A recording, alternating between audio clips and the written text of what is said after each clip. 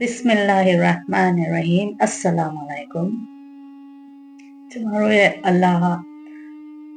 နဗီတွေကျွန်တော်တို့လူသားတွေလူမျိုးစုတွေနဗီတွေကိုလည်းစံတက်ခဲ့တယ်လူမျိုးစုတွေကိုလည်းစံတက်ခဲ့တယ်ကျွန်တော်တို့ရဲ့အစ္စလာမ်တမိုင်းမှာဖြစ်ရတဲ့အများကြီးအဲ့ဒါနဲ့ပတ်သက်လို့ရှိခဲ့တယ်နော်အဲ့ဒီထဲမှာ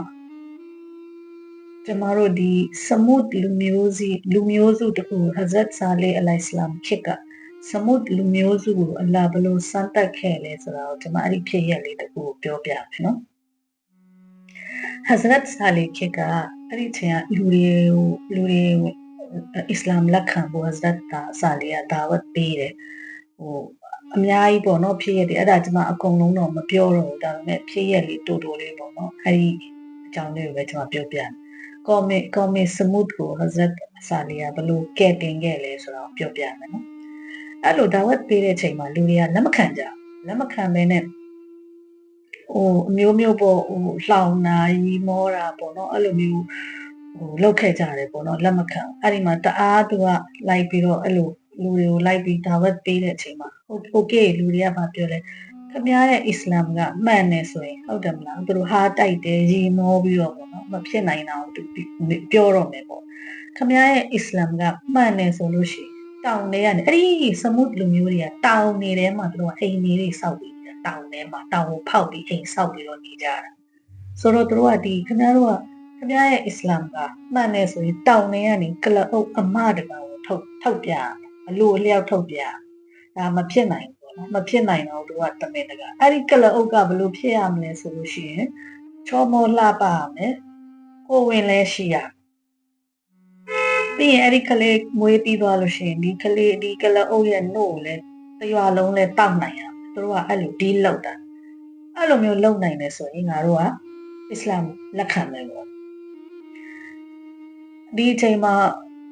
ရွာသားတွေအားလုံးကသူတို့ရဲ့ဒီကိုသူတို့ရဲ့ပြောပြီးတော့သူတို့ကနေလိုက်တာပါဖြစ်နိုင်မှာမဟုတ်ဘူးပေါ့ဒါဘယ်သူကလုံနိုင်ပါလဲဒီလိုမျိုးတောင်ထဲကနေပြီးတော့ကလအုပ်မအောင်ထုတ်ပြီးတော့ဟလာ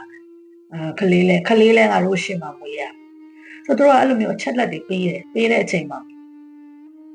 ဟဇရတ်ဆာလီအလိုင်စလမ်ကအလ္လာဟ်စီမှာတောင်းတော့အလ္လာဟ်ရဲ့အမိန့်နဲ့တောင်းနှလုံးကွဲပြီးတော့ကိုဝင်တဲ့ကလအုပ်မတကောင်ထွက်လာအဲ့ဒီကလအုပ်မထွက်လာပြီးသူတို့အရှိမပဲခလေးမွေးလိုက်တယ်ဒီခလေးလေးကိုကလအုပ်လေးကိုမွေးလိုက်တယ်မွေးပြီးတော့ဟဇရတ်ဆာလီကပြောတယ်အလ္လာဟ်ရဲ့အမိန့်နဲ့တော့လှုပ်လိုက်ပြီဒါပေမဲ့ဒီကလအုပ်မကိုမင်းတို့ထုတ်ပေးလိုက်ပြီဟဲ့လားမင်းတို့အလ္လာဟ်ရှိကြောင်းသက်သေပြတာမင်းတို့ကလည်းတောင်းဆိုတဲ့အတွက်ဒါပေမဲ့ဒီကလအုပ်မကိုမတတ်ရဘူးဒါနာကတလာမတတ်ရမယ်အတရိษံထဲမှာပါတယ်အလ္လာဟ်ရဲ့ကလအုပ်ဖြစ်တယ်နော်ဒီကလအုပ်ကိုဘာမှမလုပ်ရဘူးမနှောက်ယှက်ရဘူးသူရေတောက်နေအဲ့ဒီနေရာမင်းတို့မတော်ရဘူးသူနောက်ကနေပြီးတော့လိုက်တာသူ့ကိုနှောက်ယှက်တာတွေဘာမှမလုပ်ရဘူးတကယ်လို့မင်းတို့လုပ်ခဲ့ရင်ဒါမင်းတို့ကဲနိုင်မှာပေါ့ဒါသူတတိပေးထားတာဒီကလအုပ်မသွားတယ်လာတယ်သူကလှတယ်ရက်ကလည်းအားမြင့်နေဆိုတော့တရိษံတွေကကြောက်ပြီးတော့ဟာတရိษံတွေကသူ့ကိုမြင်ထွက်ပြေးတာတွေပါလောက်ကြတော့အဲ့ဒီမှာ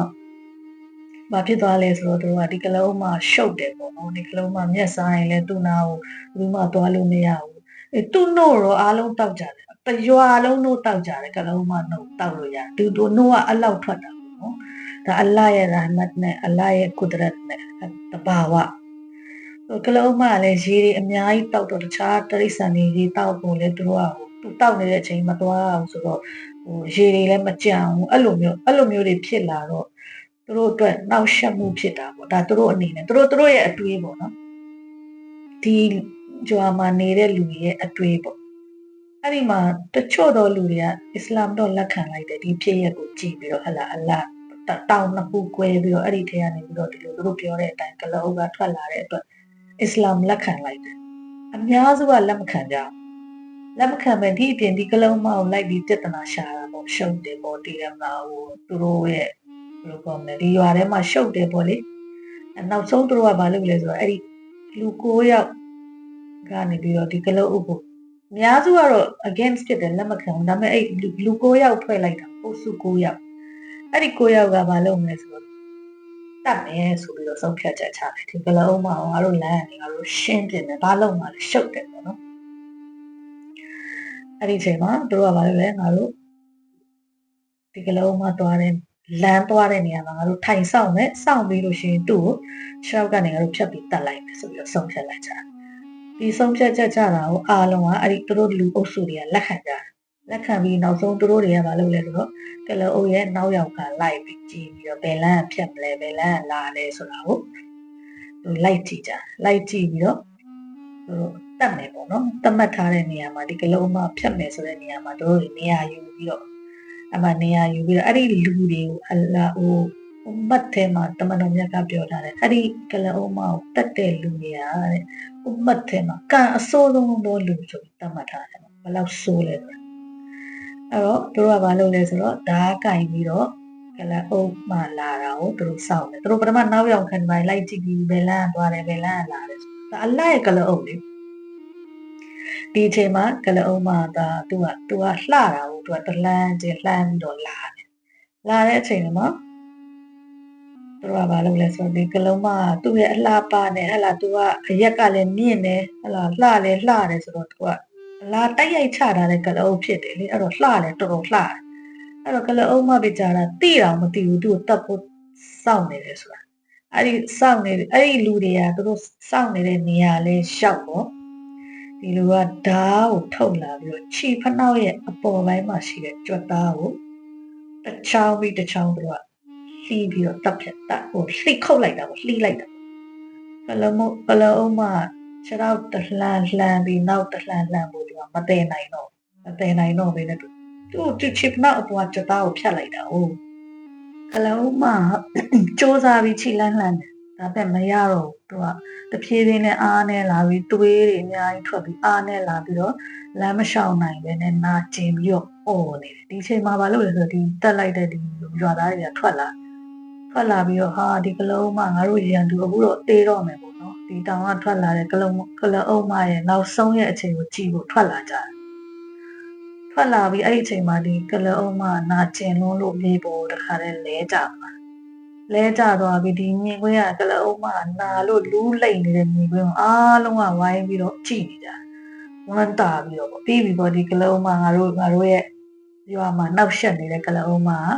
နောက်မရှိတော့ဘူးငါတို့ဒီကလအုံးမကိုငါတို့လမ်းကနေဖယ်လိုက်ပြီပေါ့ဆိုပြီးတော့အဲ့ဒီမှာကလအုံးမကိုကြည့်ပြီးသူပျော်နေကြတယ်သိပြီပေါ့ဒီကလအုံးမမြေပြင်ကိုကျသွားတဲ့အချိန်မှာတို့တွေကအနောက်ကလူတွေကလည်းអော်ကြတယ်တတ်လိုက်တော့ဆိုပြီးတော့អော်ကြအဲ့ဒီအချိန်မှာကလအုံးမကိုခြေထောက်ကိုဖြတ်တဲ့လူကလည်းထွက်လာရဲသွားတယ်ငါပဲခုတ်တာဆိုပြီးတော့အနာကိုတွားပြီးတော့တွတ်တရှည်နဲ့ကလအုံးမရဲ့လေဘင်းကိုတစ်ခါတည်းဖြတ်ပြီးတော့ခေါင်းကိုဖြတ်လိုက်တဲ့သဘောပေါ့နော်ကိုတခြားကောင်းတခြားဖြစ်သွားအဲ့ဒီမှာတတ်လိုက်တပ်ပြလူတွေကပျော်ရွှင်ကိုပြီးတော့တခါတည်းဒီတော့ငါတို့လွတ်လိုက်ရပြီပေါ့ဒီကလအုံးမနဲ့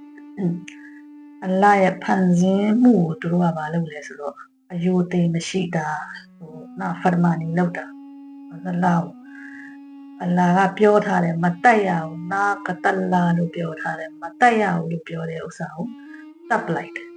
တပ်ပြီးတော့ဗာပြောကလအုံးမရဲ့ခလေးကိုပါခလေးကမွေးထားတော့ခလေးကိုပါလိုက်ဖန်ခလေးကကလအုံးမခလေးကပြေးတာပေါ့ပြေးတော့အနောက်ကနေလည်းပဲဖမ်းကြဆိုတော့သူ့ကိုလည်းရှင်းပလိုက်ဆိုပြီးတော့ကလအုပ်လေးကိုသူတို့ကလိုက်ဖမ်းတာအဲ့ဒါနဲ့ဒီကလအုပ်လေးကဘာလို့လဲပြေးပြီးတော့သူ့အမေ